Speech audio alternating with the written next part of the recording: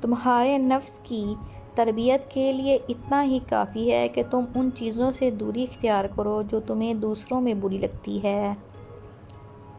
ہر لکھی ہوئی بات کو ہر پڑھنے والا نہیں سمجھ سکتا، کیونکہ لکھنے والا احساس لکھتا ہے اور پڑھنے والا الفاظ پڑھتا ہے۔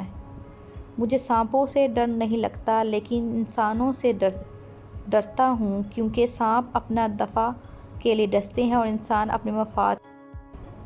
زندگی بہت مختصر ہے، سمجھ آتے آتے گزر جاتی ہے۔ دل میں کوئی بات نہ رکھیں، نہ جھگڑے طول ہونے دیں، معاف کر دیں، کیونکہ معافی اللہ تعالیٰ کو پسند ہے۔ خوش رہیں۔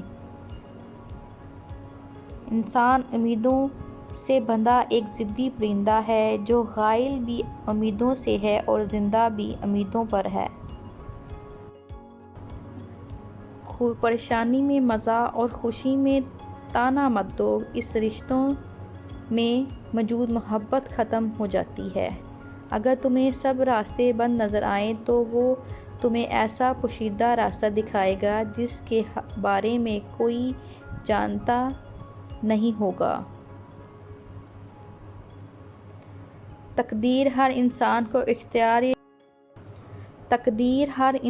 کو اختیار دیتی ہے، یا تو آپ ہاتھ پہ ہاتھ دھرے بیٹھے رہیں اور قسمت کو کوستے رہیں کہ میرے ساتھ سر ناانصافی کیوں ہے۔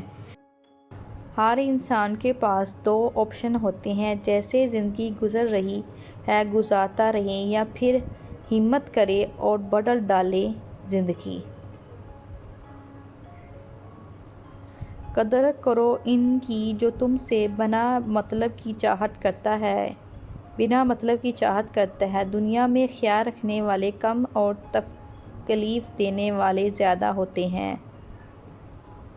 بدلتی ہوئی چیزیں اچھی ہوتی ہیں، مگر یقین کیجیے بدلتے ہوئے اپنے بہت تکلیف دیتے ہیں۔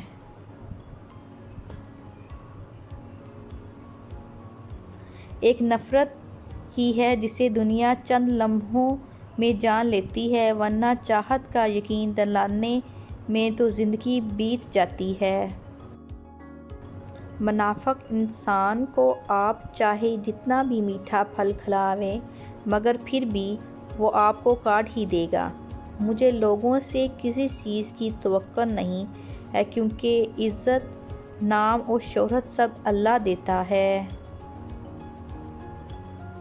انسان اپنی زندگی میں گزرتا ہوا وقت تو نہیں دیکھ سکتا، لیکن اس گزرتے ہوئے وقت میں بہت کچھ دیکھ لیتا ہے۔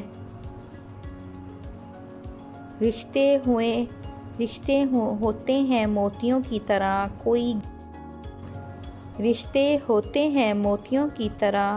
کوئی گر بھی جائے تو جھک کر اٹھا لینا چاہیے۔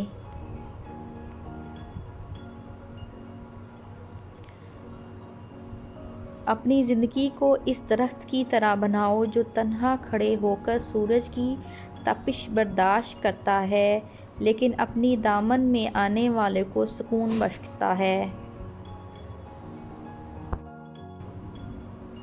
اپنی اولاد کی بہتر تربیت کی فکر کرو، سہولتوں کی نہیں۔ پرندے اپنے بچوں کو پرواز کرنا سکھاتے ہیں، گھونسلہ بنا کر نہیں دیتے۔